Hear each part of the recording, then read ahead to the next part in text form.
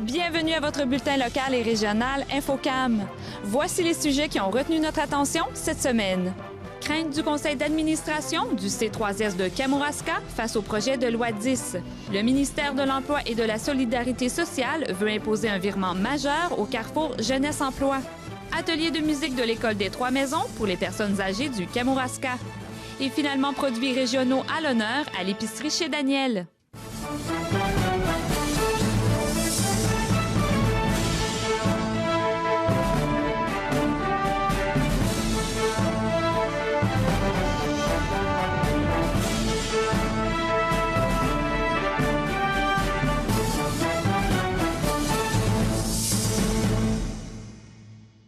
C'est d'une même voix que le conseil d'administration du C3S de Kamouraska, la MRC, la Ville de la Pocatière, la SADC et le CLD ont traduit leurs craintes face au projet de loi 10. On s'entretient avec Jean Desjardins, président du conseil d'administration du C3S de Kamouraska, qui nous parle des impacts négatifs que provoquera cette loi sur l'organisation des services de santé et de services sociaux et le maintien des installations actuelles sur l'ensemble du territoire de la MRC de Kamouraska. Ce qui est marqué dans le projet, c'est l'abolition des agences avec une fusion de toutes les C3S du Bas-Saint-Laurent avec les centres régionaux.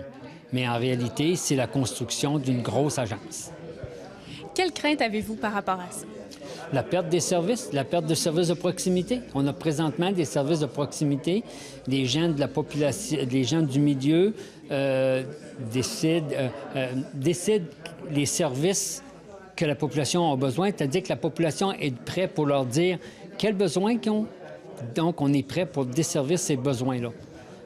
Quand la décision va se prendre à Rimouski, bien, ça va être plus difficile de faire valoir leurs besoins et que si on fait du mur à mur, ça veut dire que la décision va se prendre sur la moyenne des besoins de l'ensemble du territoire et non sur les besoins spécifiques du Kamouraska.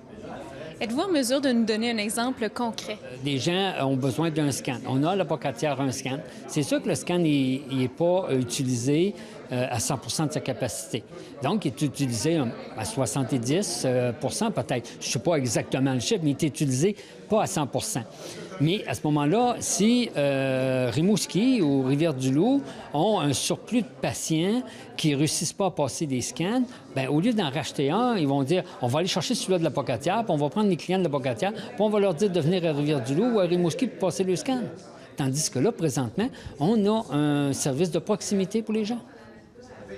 Suite à la conférence de presse, quelles actions concrètes le C3S de Kamouraska et les autres instances comptent faire? On va tout simplement... C'est sûr que les résolutions qu'on a adoptées, on va l'envoyer au ministère, on va l'envoyer à la commission, on va l'envoyer à nos députés, on va essayer que les médias en parlent, on va essayer que... mais on n'a pas de pouvoir pour empêcher le ministre de faire ce qu'il veut faire. Puis surtout que le temps est très court. Il veut que la loi soit adoptée pour le 31 décembre. Donc, il y a présentement une commission. L'Association des C3S, la Caisse, passe en commission le 11 novembre. On va essayer d'être présent pour appuyer notre association. Mais c'est le ministre qui va décider. Dites-nous le contenu de cette résolution. On demande tout simplement de protéger les services des services de proximité, d'assurer qu'on ait une représentativité au niveau CA. Mais c'est sûr qu'au début, on demande d'avoir une commission itinérante, mais c'est pas sûr qu'on va l'avoir, la commission itinérante, mais on demande une commission itinérante. Puis, on veut qu'ils nous disent comment ils vont faire pour les protéger, parce que protéger nos services de proximité. Présentement, il n'y a rien dans la loi qui dit comment ils vont être protégés. Ils nous disent oui, on les protège, oui. Puis quand ils parlent aux médias, ils disent oui, il n'y a pas de problème, il n'y a rien qui va changer. C'est juste les CA qui s'en vont, il n'y a rien qui va changer. Mais ça, là, c'est facile à dire, mais il n'y a rien d'écrit. On voudrait qu'ils nous confirment dans la loi que les services de proximité vont être protégés. Le ministère de l'Emploi et de la Solidarité sociale veut imposer au Carrefour Jeunesse-Emploi un virement majeur de fonctionnement. Voici les détails de la directrice générale de Projection 1635, Édith Sanson. On parle de changements majeurs parce que, dans le fond, ce qu'on a su au mois d'octobre, le 21 octobre précisément, nos représentants de notre réseau ont rencontré le ministère de l'Emploi et on a appris, dans le fond, 2 grandes annonces qui est de toucher à la forme de financement qu'on a actuellement et 2, la clientèle. Je reviens un peu pour expliquer qu'est-ce qu'il y en est. Dans le fond, par rapport au financement, c'est que les Carrefour Jeunesse Emploi, comme nous, on est financé pour notre mission, c'est-à-dire qu'on reçoit un montant d'argent et pour lequel on dépose un plan d'action. On travaille pour les 16-35 ans en développant différentes actions avec l'accompagnement. On dit qu'on va rencontrer tant de jeunes et tout ça. On dépose notre plan d'action et voilà. Ensuite, au cours de l'année, pendant 2 fois par année, on fait notre édition de compte, à savoir qu'est-ce qu'on a réalisé comme action, qui on a rencontré, nos résultats, l'intégration, les maintiens en emploi, etc. Ça, c'est une formule, dans le fond, qui est là depuis 1996 et qui a fait, dans le fond, la couleur des Carrefour Jeunesse Emploi, c'est-à-dire qu'on a une grande mission qui est auprès de la jeunesse, pas du Kamouraska, oui pour nous, mais du Québec, évidemment, pour tous les Carrefour Jeunesse Emploi. Donc, maintenant, dans le fond, le ministère a décidé qu'à partir du 1er avril, on fonctionnerait avec une formule qui appelle offre de service. Offre de service, ça veut dire que le financement s'en va en région et réparti selon les régions, distribué, donc au niveau du Québec. Emploi Québec, au niveau de la région, décide de ses besoins et détermine, dans le fond, le nombre de personnes qu'on va rencontrer. On décide ensemble, il nous dit, ben moi, j'aimerais que vous rencontriez tant de personnes. Et là, ensuite, vous nous faites une offre de service pour ces personnes-là. Évidemment, Emploi Québec aussi, c'est la grosse différence. Actuellement, on s'adresse aux 16-35 ans, peu importe. Qu'ils soient en emploi, vous êtes en recherche d'emploi, immigrants, bon, tout le monde peut avoir des services ici. Mais ici, au niveau d'Emploi Québec, c'est sûr que leur préoccupation, c'est les assistés sociaux, les gens sur la sécurité du revenu. Alors là, l'offre de service va être strictement pour les gens, strictement ou enfin de façon prioritaire et très importante pour les personnes sur l'assistance emploi. Alors ça, c'est vraiment une différence très, très importante. Ce qui est inquiétant par rapport au financement, on a dit que tous les Carrefour Jeunesse Emploi auraient le même financement à l'échelle nationale, mais là, la répartition régionale, la répartition dans chacune des MRC, qu'est-ce que ça veut dire? Est-ce qu'il y aura des différences? Ça, c'est une partie très, très inquiétante. Ça, je parle maintenant, c'est ça, c'était la partie financière qui est vraiment là de passer d'une autre forme de financement qui n'était pas là avant. Et 2, la très grosse nouvelle, je n'ai fait un petit peu allusion là en parlant de la clientèle. Nous, c'est depuis toujours, depuis les 96, c'est de 16 à 35 ans. À partir du 1er avril, ça serait 18-35 ans.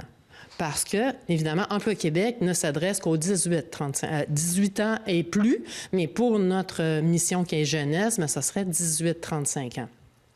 On laisse donc pour compte les 16-17 ans. Et pour nous, c'est très, très, très, très difficile, je dirais, à prendre parce qu'on en a énormément dans nos services actuellement. C'est des jeunes qui ont des besoins. C'est souvent des jeunes qui ont décroché de l'école à 16 ans. Qui étant, tu peux pas dire, attends 2 ans et viens nous voir après. Attends d'être sur l'assistance emploi puis de voir qu'est-ce qui va arriver. On agit avant. Et ça, c'est pour nous une très, très grande perte. Et je pense que c'est une grande perte au niveau du Québec aussi qu'on s'en occupe pas. Puis si je peux dire aussi, on avait aussi, il y a environ plus d'1 an, on a commandé une étude, notre réseau a commandé une étude de la firme Raymond Chabot Grant Thornton, qui est au niveau national, qui a fait une étude sur les retombées. Donc, notre formule à nous, là, qui est d'accueillir tous les jeunes de 16 à 35 ans, ça marche-tu? D'autres, on le savait, là, à quelque part, qu'il y avait des bons résultats, mais c'était important de venir avec des chiffres, de commander, parce qu'on savait un peu, là, tu sais, que ça s'en venait, qu'on interrogeait, ça fonctionne-tu vraiment? Et oui, les résultats sont concluants. La firme a déclaré, dans le fond, on coûte 45 millions par année à l'État, mais en retombées, 72 millions. Donc, notre action auprès des jeunes a des retombées annuelles de 72 millions, et ça, c'est au minimum. C'est-à-dire, dans les résultats les plus conservateurs, c'est vraiment 72 millions, et ça pourrait même aller au-delà à 288 millions si vraiment tous nos chiffres, toutes nos retombées qu'on dit sont vraiment à long terme véridiques. Mais 72 millions déjà pour un investissement de 45 millions par année et on sait l'effet, qu'est-ce que ça peut faire que quelqu'un soit en action et qu'il ait des gains année après année pour pouvoir continuer. C'est ça, toutes les retombées d'un Carrefour Jeunesse Emploi et de l'action qu'on fait.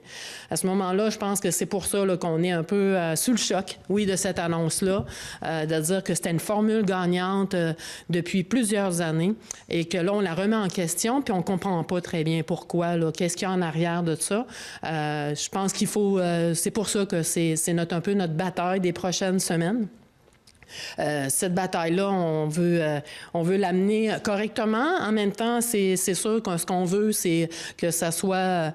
on veut maintenir cette formule qui est intéressante, qui porte fruit pour longtemps. Puis je pense que ça vaut la peine. Dans ce sens-là, c'est un peu pour ça qu'on a décidé d'adopter le rond jeune qu'on porte sur notre cœur. Donc, c'est un cœur avec un jeune. Puis on va, au fil du temps, dans les prochaines semaines, on vous invite, dans le fond, tout le monde à porter ce cœur jaune et jeune pour dire que vous croyez vraiment que les jeunes ont tous le droit à avoir des services, à avoir de l'accompagnement, à être soutenus dans ce monde de 2014 qui n'est pas toujours évident, peu importe qui on est, mais qu'on a ces droits-là d'avoir des services qui nous sont appropriés et que le Carrefour Jeunesse Emploi est là pour les donner.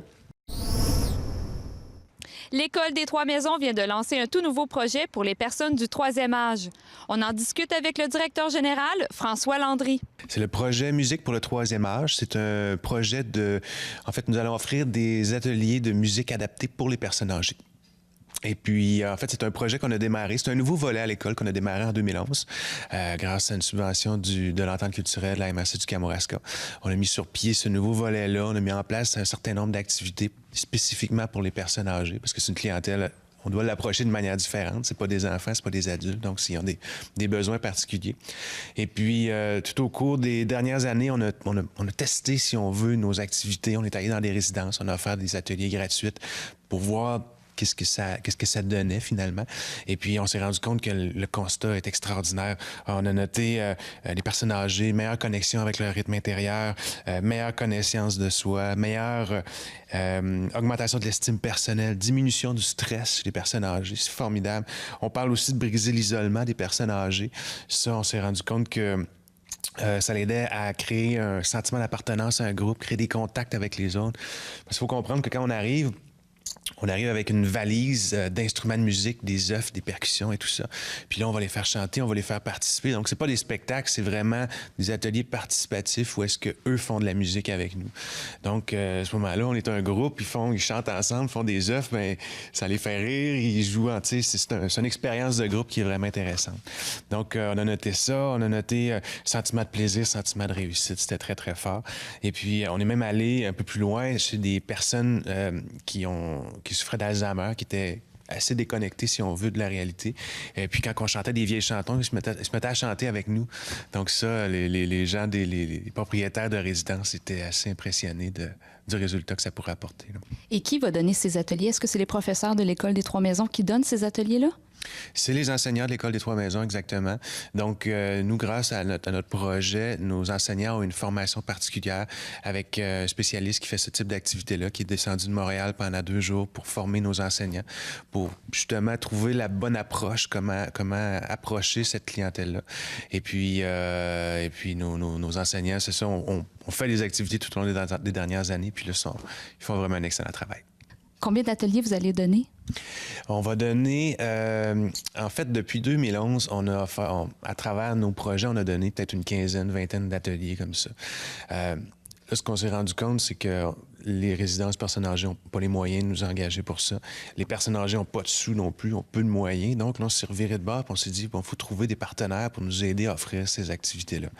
Et puis, on a rassemblé différents partenaires. En fait, c'est un beau partenariat un peu inédit parce qu'il y a la MRC du Kamouraska qui est là à travers l'entente culturelle, mais on a aussi le Centre de santé et services sociaux du Kamouraska. Et puis, on a la Fondation André Côté, qui est une fondation pour les soins palliatifs, qui contribue au projet. Donc, c'est un projet où on va offrir 120 ateliers de musique-thérapie durant les 3 prochaines années. Donc, c'est un très, très beau projet. Puis, je peux vous dire que c'est un projet de 25 000 $. Donc, la MRC contribue à hauteur de 15 000 $, la Fondation André Côté à la hauteur de 5 000 $, et puis le C3S à la hauteur de 5 000 $ aussi. Vous avez parlé d'une collaboration avec la Fondation André Côté. Est-ce que vous allez offrir vos services aussi à ces personnes malades de cancer ou de maladies incurables? Exactement. Donc, au niveau de du soin palliatif, c'est plus particulier parce qu'on ne les rassemble pas en groupe, ces personnes-là. Donc, c'est vraiment quelque chose d'individuel. On va aller se déplacer directement chez les personnes. Et puis, évidemment, les gens sont malades et n'ont pas nécessairement le goût de participer ou chanter des chansons avec nous. Donc, ça va être plus sous forme de petits concerts. Donc, ça va être un enseignant qui va arriver avec une guitare, il va aller chanter quelques chansons, il va aller jouer quelques pièces instrumentales. C'est juste pour apporter un climat de détente et puis changer un peu l'atmosphère qui règne dans la maison des personnes malades. Est-ce que c'est un projet innovateur ou c'est un modèle que vous avez voulu recréer? C'est assez innovateur. Je vous dirais pas que ça n'existe pas ailleurs. Moi, je ne l'ai pas vu ailleurs exactement comme nous, on le fait. On a vraiment voulu aller cibler le besoin de la clientèle et puis répondre précisément aux besoins. Donc, je pense que c'est un beau modèle. On voit que les résultats sont le fun, puis on espère que ça va d'autres vont prendre l'exemple pour le reproduire ailleurs. Le musée François Pilote vient de signer une entente avec l'EPCC du Chemin du patrimoine en Finistère. Voici les détails avec Luc Saint-Amand. Bien, les EPCC, c'est en fait une forme de mise en commun de services de certains organismes culturels en France. Et dans ce cas-là, c'est 5 sites historiques situés dans le Finistère, qui est la pointe extrême est de la Bretagne. Et donc, ils ont décidé de nommer leur organisme l'EPCC de Chemin du patrimoine en Finistère. Et quelle entente que vous avez signée avec eux? En fait, on a signé, il y a 2 semaines maintenant, avec eux une entente pour la présentation ici au musée François Pilote à partir du mois de juin prochain d'une nouvelle exposition qui est de bouche à oreille, des histoires à dévorer, qui est une exposition sur les contes, mais l'alimentation dans les contes. Donc, en fait, eux ont réalisé cette exposition. Elle est présentée jusqu'à la fin du mois de novembre actuellement et au manoir de Kerno, qui est un des 5 sites de l'EPCC. Et nous, ce qu'on fait, c'est qu'on prend le concept, on prend le contenu, mais pas le contenant. Et on importe tout ça, on l'adapte au lieu. Et quand je disais le contenant, évidemment, il y a le manoir qu'on ne peut pas apporter, mais il y a aussi la façon de faire qui va être différente. Donc, nous, ce qu'on va faire, c'est qu'on va vraiment, cependant, dans le contexte du musée François Pilote, intégrer des objets des collections à la présentation, au contenu de ces contes-là pour essayer d'apporter un éclairage différent, un peu plus conforme à ce qu'on veut comme mission pour le musée aussi. Les gens vont se promener, ils vont avoir un panier avec des objets qu'ils vont devoir mettre à des endroits bien précis qui va enchaîner des actions. Et donc, ça va être vraiment une exposition faite pour la famille, pour avoir du plaisir. Les adultes, ils trouvent leur compte. Je le sais, je l'ai vécu moi-même quand on est allé là-bas. J'ai fait le parcours d'exposition, j'ai eu bien du plaisir.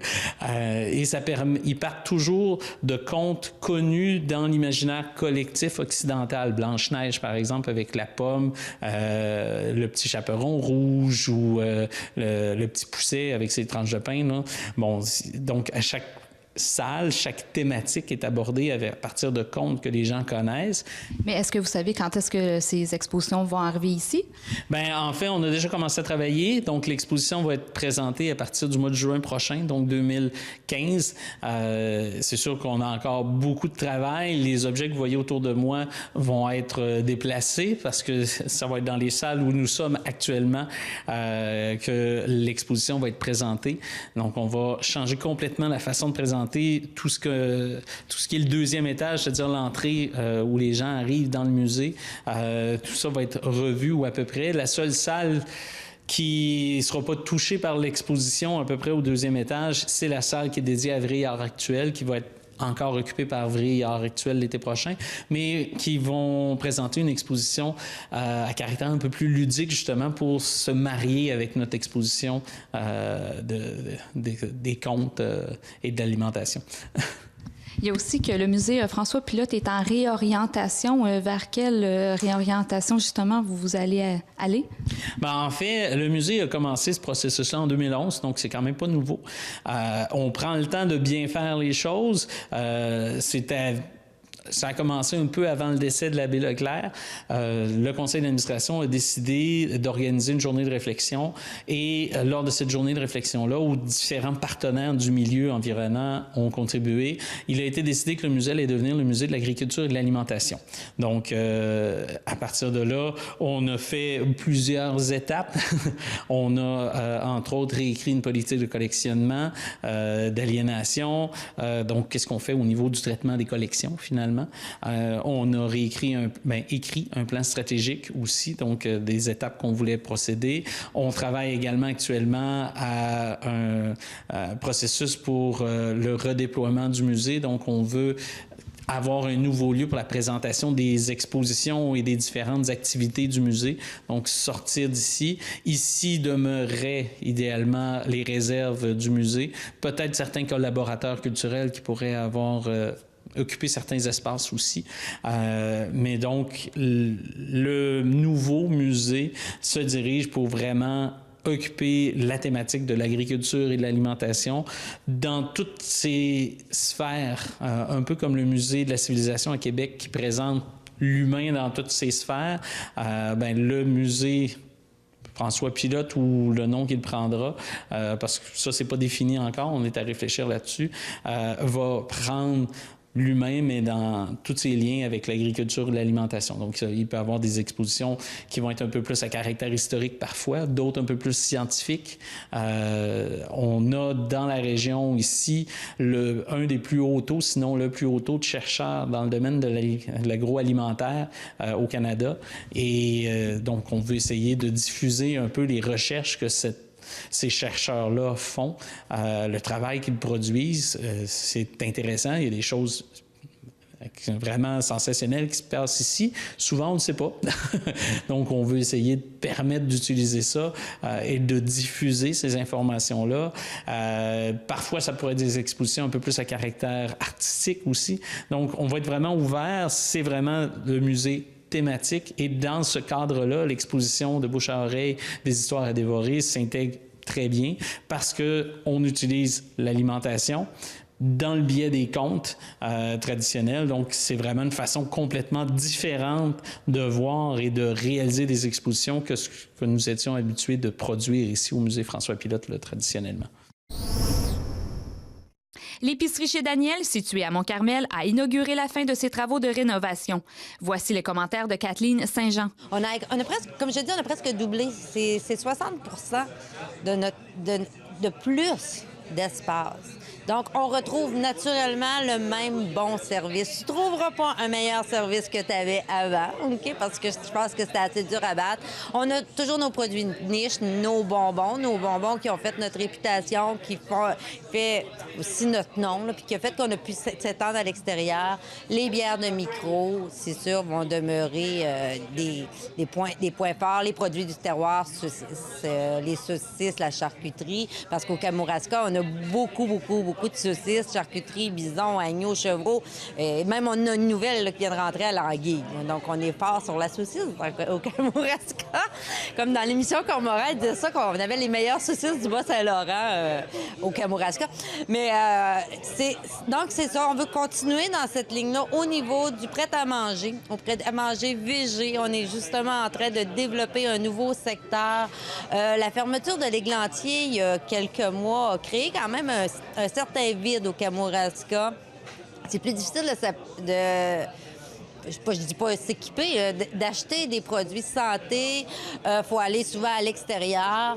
Donc, on va développer un peu cette ligne-là. Mais là, présentement, il y a vraiment, avec Renaud de Sanson de la résidence des Bois-Francs, développe un secteur végé sucré. C'est même que ça va s'appeler, c'est végé sucré. Et tout l'automne puis tout l'hiver, en alternance, une semaine, on va avoir un plat végé qui va sortir. L'autre semaine, ça va être un plat sucré. On a déjà commencé, on a des boulettes de burgers végés qui sont sont congelées là, dans notre congélateur. On a des pousses. des pousses de tournesol de Mont-Carmel maintenant que Renaud a développé. On a la tarte aux pommes. Mais ça va être vraiment juste le temps d'une saison, la tarte aux pommes. Quand on n'aura plus de réserve de pommes, on n'aura plus de tarte aux pommes. Mais donc, plein de produits comme ça qui vont arriver au fil du temps. Aujourd'hui, je pense même, tu y goûteras tantôt, elle nous sert des gaufres au sirop d'érable de Mont-Carmel qui ont été cuisinés dans ses cuisines. OK? Donc ça, c'est un nouveau secteur. C'est quelque chose qui n'est pas exploité aussi dans la région parce que faut faire vraiment attention. Si on veut rester vivant, il ne faut pas juste copier. Il ne faut pas avoir la même chose qu'il y a dans tous les supermarchés. Il faut vraiment être différent. Puis je pense qu'à l'épicerie chez Daniel, on a, en plus des beaux produits, des bons produits, les gens qui viennent ici ils ont une expérience de magasinage qu'on ne retrouve plus. On ne peut pas retrouver ça là, dans un supermarché, une expérience comme ça. C'est quelque chose de différent. Et votre nom, c'est Kathleen? Qui est ce fameux Daniel, l'épicerie chez Daniel? C'est Daniel Drapeau, OK? Daniel a entamé sa 30e année comme épicier, propriétaire de dépanneur, je sais pas. On le voit pas souvent. Il n'y a pas juste une voix, il n'y a pas juste la mienne ici à l'épicerie. Il y a aussi Daniel. Daniel, il n'aime pas ça parler au micro. Moi, j'ai plus de facilité, OK? Mais c'est ça. Si vous venez à l'épicerie, vous pouvez le reconnaître par sa coupe de cheveux. Mais on a toute une équipe d'employés aussi, OK? Je compte sur des gens. Il y a 6 employés à part moi ici et Daniel. Puis c'est des gens qui ça fait longtemps, les madames qui travaillent ici, ça fait longtemps qu'ils travaillent ici. Il faut croire qu'ils sont bien, mais ils adorent ça. Alors, que ce soit moi ou Daniel qui est ici, la clientèle ne fait pas la différence. Près d'un an après sa première exposition solo Les Phares à la Maison de la culture de Rivière-du-Loup, l'artiste peintre Isabelle Murray poursuit et signe dans sa démarche artistique. Elle dévoile 6 nouvelles œuvres de cette série et invite le grand public à venir les découvrir. L'exposition Les Phares 2e édition se tiendra à la microbrasserie au Fou de Brassan du 1er novembre 2014 au 7 janvier 2015. Conférence sur le patrimoine familial. L'équipe du Centre Femmes La Passerelle est heureuse de vous inviter à cette conférence qui sera donnée par la notaire Doris Saint-Pierre en soirée, mercredi le 19 novembre à 19h et lors de la chronique Toast et Café du jeudi 20 novembre dès 9h.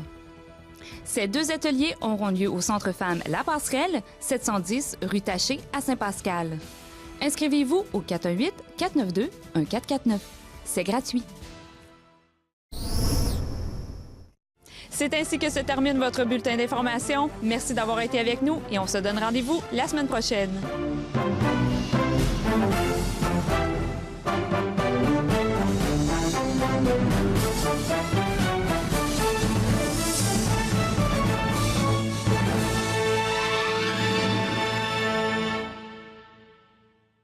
Mallette de Saint-Pascal est fière d'être associée à cette émission. Mallette, 470 Avenue Chapelot à Saint-Pascal, 88 492 3515.